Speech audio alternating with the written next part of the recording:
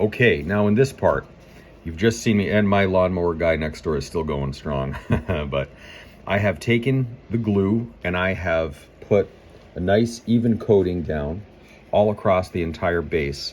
And every now and then, maybe if you see a spot, just hit it again. But you want to make sure that it's well covered in that concoction that we made of the glue and the paint. Now, here's what we've all been waiting for.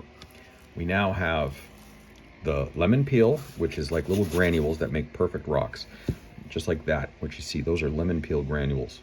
And then the paprika, of course, adds the texture. And what we're gonna do is we're gonna start blending. Now, the last phase of this whole thing is to just start blending all of these colors and textures together.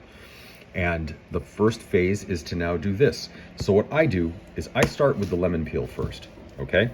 And it's as simple as this. You just shake it on, sort of from an elevation. You want to make sure that you get it covered well. Sometimes there's going to be more in some spots, less than in others. And what it does is it creates the illusion of texture, okay? And so sometimes I think personally, like in there, it's gonna, in the low parts, it should definitely have more, all right? And then maybe less over there. And then what you have is you have yourself a textured surface, okay? And that's exactly what we did over here. Now, the important part is to then take your foam brush again and then start dabbing it again, just a little bit. What we're trying to do is just lock it down. You just want to lock it down, okay? You don't have to necessarily cover it, but you want to just press it into that initial layer, okay? You want to press it like that, all right? And so don't worry, all of this is going to be covered. It's going to be weathered, powdered, covered many times over, but you're just locking it down right now, okay? And you can kind of already see what's happening here. Kind of see what direction I'm taking this in, okay? And then, you know, there's going to be some places where I don't want it all covered. I want some areas to have almost negative space. And that's okay. That kind of gives the illusion of that it's real. It's not evenly covered, right? And so it's kind of what we're doing here, all right? Now what you do, you have that. And while it is still wet, you want to do this while it's still wet. You want to take the paprika, you just want to shake it over it. Now, I actually have this little sifter, okay? And so what I do is I load it up and I just sort of go over it like this. All right, you want to make sure that you cover the vast majority of it, okay?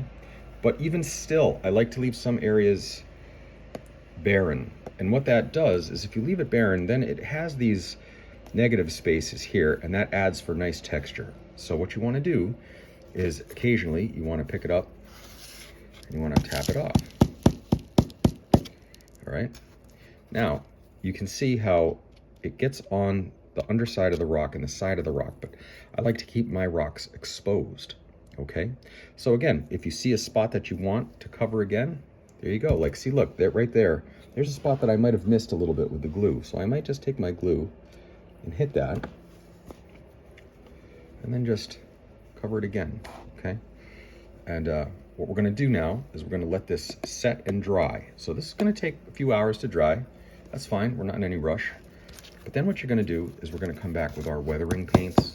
We're gonna come back and do a second layer if we have to. But what you can see now, you're starting to see this. This is sort of like the finished product, okay? And you can start to see now that these ridges, if you start to run your finger across the top, we're gonna get those ridges exposed like that, all right? And it's just very cool. So I'm gonna hit this a little bit more of that, all right? And shake it off, and then maybe a little bit more of this. And then shake that off again. And I've got the features that I'm looking for. Now it's up to you. There's two things you can do.